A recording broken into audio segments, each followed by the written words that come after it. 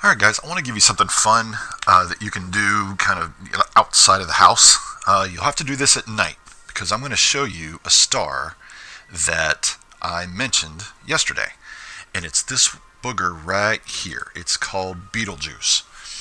And I'm going to show you how to find this star in the night sky. And then later on I'm going to mention some apps that you can actually download. So here's how you find this. You got to look south. Go outside around 9:30 and look south. Now, if you're wondering what direction south is, if you don't know, think of going to State Route 60 from your house, like down 39 James Redmond, okay, where 60 is. Look that away, okay? And then keep your body facing south and then kind of look to your right and go up about 45 degrees from the ground. And you're going to see, if you look at this picture, you're going to see the three stars in the middle. Look for those.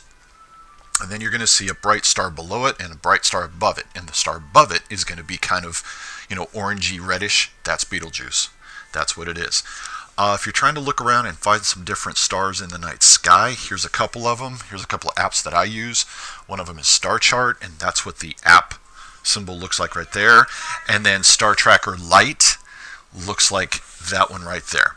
So you can download those, and if you turn it on and then look through the night sky, it'll identify every kind of star you want to see. So you can have a lot of, it's some good stuff. It's like I told you. I said, now the outside world has become our classroom. And indeed, that's where we are. All right, well, let's keep moving with this stuff. We're going to fill in two spots today. We're going to fill in 20 and 21, okay? So this one is talking about a star. And let's not forget that it's simply gases, burning gases, and it gives off a tremendous amount of radiation because of the gravity at its core. And I've told you guys in class that what this star is actually doing is taking two different atoms and shoving them together to make a new element, helium. Okay? And of course we rank them and categorize them based on their mass, their composition, their temperature, and especially their brightness and their color.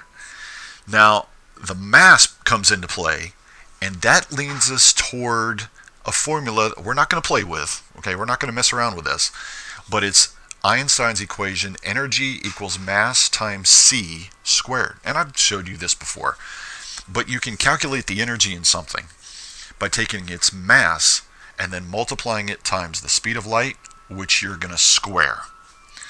Okay, so all this implies is that the greater the mass, the greater the energy, or the potential energy, or the moving energy. And this is easy to look at, all right? Think of the mass of a styrofoam ball. It's not a whole lot of mass to it, right? Because it's mostly air. And then I hit you with it. Okay? But then think of the mass of a football. What if I throw it at you with that same force and you don't catch it? Well, I mean, you notice it when it hits you, right? So the mass translates into the energy. That's it right there. So in number 20, in Einstein's theory, E equals mc squared. The factor that can affect the energy is an object's mass. Good enough. That's good right there. So as long as we thought about it and thought about how that formula works together, we got it. All right? And the rest of this is, well, we got one more blank to fill in. The rest of this is kind of, let's walk through this a little bit more. Right, we got hydrogen burning up in a star. It collapses. We've got movement. There's our kinetic energy. Next line, we've got fusion going on. Then we eventually become a red giant. Okay, the core heats. It might shrink, and then it becomes a red dwarf. Gravity is at play here. This didn't help us fill in any lines. It's just something to think through and walk through. Okay? And you can watch that video if you want to. It's pretty good. Okay? Interstellar matter. We're going to start moving subjects here. Okay? Interstellar stuff. Space dust. Scientists try to study that because it gives them an idea of what was around beforehand.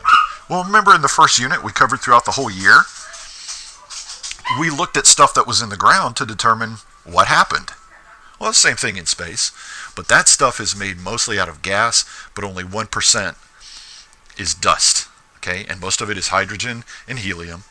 And where it's coming from, the age that that atom is, radiometric dating, remember that? This is how it ties in.